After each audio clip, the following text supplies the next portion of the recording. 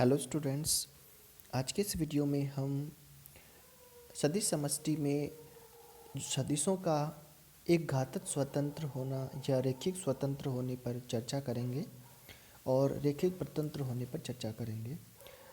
रेखिक स्वतंत्र कैसे होता है, एक घातक स्वतंत्र कैसे होता है, उसको उसकी परिभाषा से हम समझते हैं कि एक घात स्वतंत्र कैसे बनता है। तो उसके लिए एक घात स्वतंत्र की परिभाषा लेते हैं और उसको समझते हैं। वी एफ एक वेक्टर स्पेस है, एक सदिश समष्टि है। Let V F be a vector space and S is the subset of S is a subset of vector space V F and S is a non empty set where in S elements are v1 v2 up to vn, then S is a linear independent set if the vectors of S, for vectors of S there exist scalar alpha 1 alpha 2 up to alpha n such that the linear combination of alpha 1 v1 v2 v3 to up to vn equals to 0 provided that all alpha is equals to 0। क्या है ये, देखते हैं हम एक घात स्वतंत्रता को। एक घात स्वतंत्रता में हमने देखा कि जो वेक्टर्स होते हैं किसी सदिश समष्टि का एक उपसमुच्चय है। वो सदिश समष्टि खुद भी हो सकता है। उस सदिश समष्टि के कुछ सदिशों का एक समुच्चय ले रहे हैं एस, और वो समुच्चय उसका उपसमुच्चय है सदिश समष्टि का। अब उन समुच्चयों का जो एक सेट बना हुआ है वो एक घात स्वतंत्र होगा, तो उसकी ये कंडीशन होती है कि उन सदिशों के लिए इस प्रकार के अदिश विद्यमान हो, स्केलर्स विद्यमान हो, जो कि जिसके लिए अगर हम उन सदिशों के साथ में उनका लीनियर कॉम्बिनेशन लें, एक घात संचय लें, तो वो अगर जीरो के बराबर है ये तभी संभावित हो पाए जब सभी अल्फा आई, जो सभी स्केलर ले रहे हैं हम, सभी अदिश ले रहे हैं, वो ज़ीरो हो। फॉर एग्जांपल उदाहरण लेते हैं हम। मान लीजिए उदाहरण में है सी आर, समिश्र संख्याओं का समुच्चय वास्तविक संख्याओं के समुच्चय में एक सदिश समष्टि है, और जो उसमें हमारे पास जैसे समुच्चय एस था उसी प्रकार यहाँ हमारे पास सदिश हैं v1 equals to 1, vi equals to v2 equals to iota. तो हमें बताना है कि v1 v2 लीनियरली इंडिपेंडेंट है या नहीं है। तो उसको ले रहे हैं alpha v1 plus beta v2 equals to 0। अब ये तभी संभावित है कि जब इसका मान ज़ीरो आ रहा है तो अल्फ़ा और बीटा सभी ज़ीरो हों, तभी ये संभावित है कि जो हमारा लीनियर कॉम्बिनेशन जीरो के इक्वल है ये तभी संभावित हो जब अल्फ़ा और बीटा दोनों ही इंडिविजुअली ज़ीरो हो। तभी हम बोल सकते हैं कि ये जो वेक्टर्स हैं v1 v2 लीनियरली इंडिपेंडेंट है। ठीक है, अब देखो लीनियरली इंडिपेंडेंट कैसे हुआ, क्योंकि हमारे पास v1 और v2 क्या है, वेक्टर्स हैं, समिश्र संख्याएं 1 और आयोटा, और हमारे पास स्केलर लेने हैं, वो सदिश राशियाँ लेना हमें। तो देखो हम इसको बोल रहे हैं सदिश राशियाँ लेना है, तो यहाँ सदिश राशियाँ हम ले सकते हैं अल्फ़ा और बीटा की जगह। तो अल्फ़ा और बीटा की जगह सदिश राशि अगर हम लेते हैं, वास्तविक संख्याएं लेते हैं, तो इस कॉम्बिनेशन का जो कॉम्बिनेशन वो ज़ीरो के इक्वल तभी आएगा अल्फ़ा और बीटा जो हैं वो अलग अलग क्या हो, ज़ीरो हो जाए, ये तभी संभावित हो सकता है, अदरवाइज नहीं। ठीक है, अगर यही वेक्टर स्पेस समिश्र संख्याओं के समुच्चय पे होता तो उस केस में हम अल्फ़ा और बीटा में समिश्र संख्या लेके हम सिद्ध कर सकते थे कि वो अल्फ़ा या बीटा दोनों में से एक ज़ीरो नहीं है, तो भी आंसर ज़ीरो आ रहा है। बट वास्तविक संख्याओं के केस में ऐसा संभावित नहीं है, क्योंकि अल्फ़ा और जो बीटा हैं वो ऐसी कोई वास्तविक संख्याएं विद्यमान नहीं है जिनके लिए कि लीनियर कॉम्बिनेशन ज़ीरो हो सके।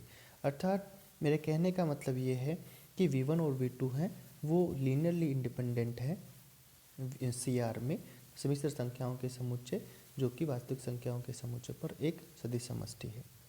इसी प्रकार linear independence depends on vectors as well as field. इसका कहने का मतलब ये हुआ कि कोई भी सदिश समष्टि के जो हम सदिश लेते हैं उन सदिशों का समुच्चय है, वो उनका जो एक घात स्वतंत्र होना वो सदिश के साथ साथ उस क्षेत्र पे भी निर्भर करता है जिस पे सदिश समष्टि बनती है। ये बात है यहाँ पे। ठीक है, इसी प्रकार हम लीनियरली डिपेंडेंस की बात करें तो लीनियरली डिपेंडेंस पे हमने देखा कि लीनियरली डिपेंडेंस कैसे होते हैं। उसको हम लेते हैं कि यदि वी एफ एक वेक्टर स्पेस है, और एस उसका एक समुच्चय है V1 V2 Vn उसके एलिमेंट्स हैं, तो अप टू Vn एलिमेंट्स हैं। तो हम बताना है कि ये लीनियरली डिपेंडेंट कब होगा।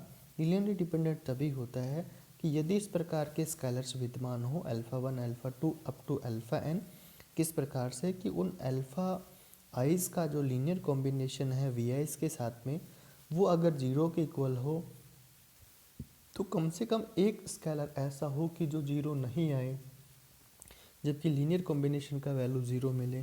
तो इस केस में हम बोलते हैं कि जो आपका समुच्चय जो आपको दे रखा है वो लीनियरली डिपेंडेंट होगा। कैसे, फिर से समझते हैं। एक घात प्रतंत्र, या हम उसको बोलते हैं लीनियरली डिपेंडेंट बोल रहे, एक घात प्रतंत्र या रैखिक प्रतंत्र बोलते हैं। इसमें यह है कि यदि किसी सदिश समष्टि का कोई समुच्चय ऐसे दे रखा है जिसमें अवयव आपके पास हैं V1 V2 up to Vn है, तो ये एक घात स्वतंत्र प्रतंत्र कहलाएगा, लीनियरली डिपेंडेंट कहलाएगा। यदि इस प्रकार के अल्फा आइज स्केलर्स विद्यमान हो कि जिनका अगर हम लीनियर कॉम्बिनेशन लें तो लीनियर कॉम्बिनेशन जीरो हो, जबकि कम से कम एक अल्फा आई ऐसा हो कि जिसका क्या हो, वैल्यू ज़ीरो नहीं आए। तो ऐसे केसेस में हम बोलते हैं कि ये जो हमारे पास सदिश होंगे वो सदिश लीनियरली डिपेंडेंट होंगे। ठीक है, उदाहरण से समझते हैं। एग्जाम्पल फर्स्ट आपको दे रखा है E1 जो 3 टपल की फॉर्म में R3 R पे है, ये E1 1 0 1 0 1 1 और 0 0 1 है। Are the unit vectors of R3 जो कि यूनिट वेक्टर हैं V3R के। यूनिट वेक्टर्स में हम इसको और समझना चाहें तो यूनिट वेक्टर्स का हम लीनियर कॉम्बिनेशन ले रहे हैं, तो लीनियर कॉम्बिनेशन ले रहे हैं तो अल्फ़ा बीटा गामा अगर हम कोई अपनी R3R से लेते हैं तो उसको हम ये जो E1 E2 E3 ये स्टैंडर्ड बेसिस होती है 3 टपल में, तो वहाँ से हम बोल सकते हैं कि ये अल्फ़ा बीटा गामा को इजी वे में हम फाइंड आउट कर सकते हैं। तो वहाँ आपने देखा कि अल्फ़ा गामा बीटा 3 टपल का कोई एलिमेंट है, उसको alpha E1 plus beta E2 plus gamma E3 की फॉर्म में हम राइट कर सकते हैं। Alpha E1 plus beta E2 plus gamma E3 equals to 0, alpha beta gamma equals to 0। Next example हम लेते हैं V इक्वस टू R3, मतलब 3 टपल हैं एलिमेंट V के जो कि एक सदिश समष्टि है और वास्तविक संख्याओं के समुच्चय पे है। उसके एलिमेंट्स है V1 V2 V3 आपको दे रखे हैं। आपने लीनियर कॉम्बिनेशन लिया, अल्फ़ा बीटा गामा के लिए सिंप्लीफाई किया और आपने देखा कि यहाँ अल्फ़ा का वैल्यू और बीटा का वैल्यू 1 आ रहा है और गामा इक्वस टू -1 आ रहा है। इसका मतलब ये हुआ अल्फ़ा बीटा गामा की वैल्यू जीरो नहीं आ रही जबकि लीनियर कॉम्बिनेशन जीरो आ रहा है। तो इसका मतलब ये हुआ कि दिए गए वेक्टर्स आपके लीनियरली डिपेंडेंट हैं। अब हम इससे रिलेटेड एक प्रमेय करते हैं, जो कि प्रमेय से हमें ये पता लगता है कि हमारा जो सॉल्यूशन है वो किस प्रकार का रहेगा। प्रमेय लेते हैं कि यहाँ पर थ्योरम करते हैं। ये थ्योरम है the set of non zero vectors V1 V2 Vn of a vector space Vf is linearly dependent if some Vk where k lies between 2 to n, 2 between n, a linear combination of the preceding ones। इसका मतलब ये हुआ, ये कहा कि एक vector जो है, वेक्टर्स का नॉन जीरो वेक्टर्स का सेट्स है। नॉन जीरो वेक्टर का जो सेट है वो है V1 V2 2 up to Vn है, और एक वेक्टर जो कि वेक्टर स्पेस Vf का एक उपसमुच्चय है, वो लीनियरली डिपेंडेंट होगा, एक घात स्वतंत्र प्रतंत्र होगा। कब होगा, जब Vk जो है, जहाँ k है 2 या मोर देन 2 हो, वो क्या हो, Vk जो भी हमारा समुच्चय से कोई हमारा सदिश होगा वो उसके प्रेस्टिंग मतलब पूर्वतः आने वाले जो अवयव हैं उनके लीनियर कॉम्बिनेशन की फॉर्म में लिखा जा सके, तो हम उसको बोलेंगे कि ये घातक स्वतंत्र है, सॉरी प्रतंत्र है। ये हमें सिद्ध करना। फिर से हम डेफिनेशन को समझते हैं। The set of non zero vectors V1 V2 up to Vn of a vector space Vf is linearly dependent if some Vk where k lies between 2 to n is linear combination of the preceding ones।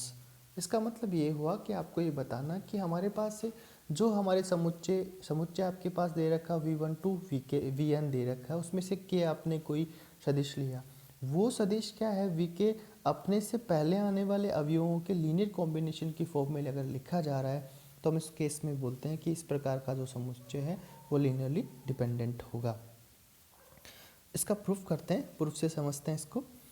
Given that हमें दे क्या रखा है कि एक set दे रखा है, उसको आपने नाम दिया एस। एस में जो एलिमेंट्स हैं वो हैं आपके पास वी1 वी2 टू वीएन और नॉन ज़ीरो वेक्टर्स का एक सेट है। अब हमें नेसेसरी कंडीशन लेते हैं, या नेसेसरी कंडीशन से हम सिंप्लीफाई कर रहे हैं। नेसेसरी कंडीशन सेट एस है वो आपने लीनियरली डिपेंडेंट मान लिया।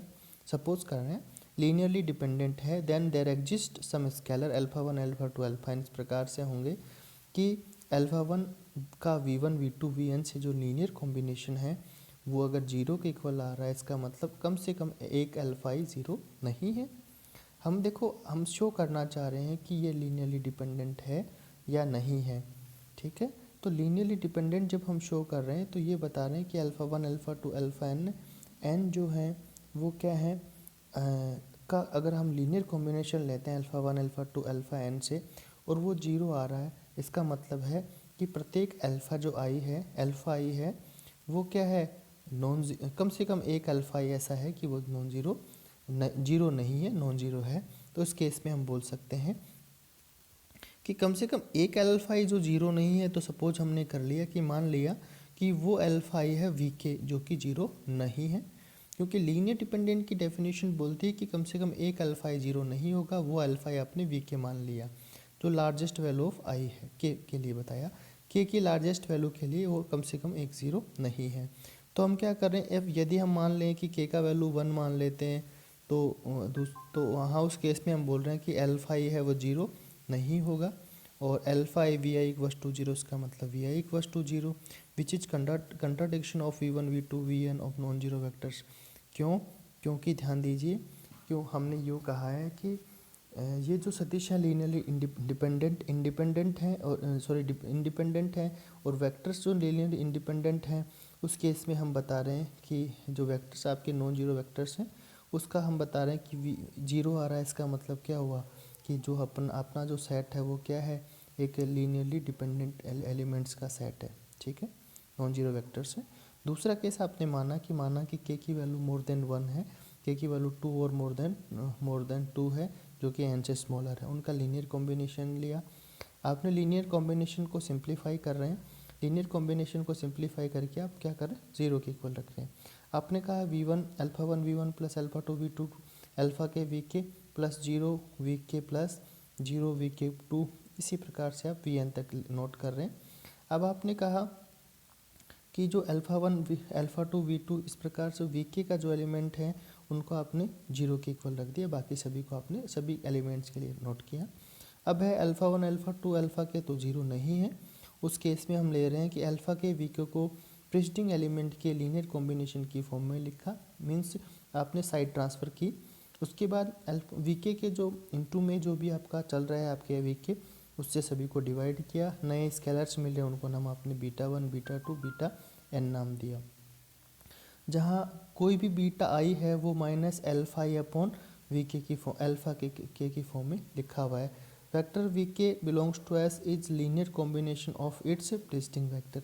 तो आपको यहाँ मिला कि जो भी वी के है हमारा समुच्चय है एस, उसका कोई अवयव वी के है, वो अपने पूर्ववर्त जो आने वाले वेक्टर्स हैं v1 v2 वी के -1 के लीनियर कॉम्बिनेशन की फॉर्म में शो किया जा रहा है। अगर शो किया जा रहा है तो इसका मतलब हुआ कि V K as a linear combination of preceding vector, तो इसका मतलब वी के प्रिसिडिंग वेक्टर के लीनियर कॉम्बिनेशन की फॉर्म में हो रहा है। तो वहाँ से हमें मिल रहा है कि क्या होगा कि ये हो सकता है कि दिया जो अपना लीनियर कॉम्बिनेशन की फॉर्म में लिखा जा रहा है तो लीनियरली डिपेंडेंट हो। दूसरी कंडीशन है कि V K belongs to S a linear combination of preceding vector I. हम कह रहे हैं सब पहले तो हमने लिया नेसेसरी कंडीशन। नेसेसरी कंडीशन में आप ये लेके चले हैं कि जो सेट आपका दे रखा है वो लीनियरली डिपेंडेंट है, वो लीनियरली डिपेंडेंट है, तो उस केस को हम सॉल्व करके आ रहे हैं। तो उसी केस में उसी में एक ये है केस सेकंड, यदि वी के की वैल्यू 2 और मोर देन 2 होती है बट लेस देन एन होती है, उस केस में वी के है अपने पूर्ववर्ती आने वाले एलिमेंट के लीनियर कॉम्बिनेशन की फॉर्म में लिखा जा सकता है। अब यहाँ देख रहे हैं सफिशिएंट कंडीशन, और सफिशिएंट कंडीशन में हम देख रहे हैं कि जो आपके पास वी के है वो लीनियर कॉम्बिनेशन क्या है आप सपोज करके चलेंगे, क्योंकि ये दूसरा वाला पार्ट है। वी के जो है वो लीनियर कॉम्बिनेशन है कि उससे पूर्ववर्ती प्रेसिडिंग वंस की लीनियर कॉम्बिनेशन की फॉर्म में लिखा जा सकता है। तो हमें सिद्ध करना कि ये क्या है, लीनियरली डिपेंडेंट है। तो हमने कहा कि वी के लीनियर कॉम्बिनेशन लिखा जा सकता है प्रेसिडिंग की वेक्टर्स की फॉर्म में, तो वी के को आपने प्रेसिडिंग वेक्टर के लीनियर कॉम्बिनेशन की फॉर्म में लिखा है। V one alpha one V one plus alpha two V two plus alpha K minus one V K minus one, और प्लस जिसको वी के को आपने वन साइड कर लिया तो माइनस वन से मल्टीप्लाई किया V K equals to zero हो गया। तो यहाँ दिख रहा है V one V two up to we के लीनियर डिपेंडेंट फैक्टर्स हो गए, क्योंकि एटलीस्ट हमें दिख रहा है कि वी के इंटू में है वो तो जीरो नहीं होगा, तो लीनियरली डिपेंडेंट सेट हो गया। Now alpha one V one plus alpha two V two plus alpha K minus one V K minus one plus minus one into V K plus zero V K plus one, इसी प्रकार equals to zero. तो all जो आपके पास coefficients हैं V one V two V N कि वो zero नहीं है, कम से कम एक ऐसा वेक्टर है कि जो जीरो नहीं है, जो कि वी के यहाँ पे जीरो नहीं है। अतः जो सेट आपको मिला है एस जिसमें अवयव हैं V one V two V N है, वो एक लीनियरली डिपेंडेंट सेट है।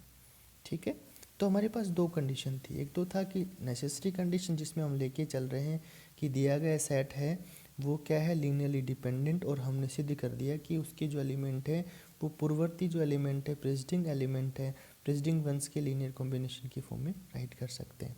ठीक है, और दूसरे केस में हम ये लेके चले हैं कि प्रेसिडिंग वंस के लीनियर कॉम्बिनेशन की फॉर्म में अगर हम राइट कर सकते हैं तो फिर हम उसके आधार पे बता सकते हैं कि ये सेट क्या है, लीनियरली डिपेंडेंट सेट है।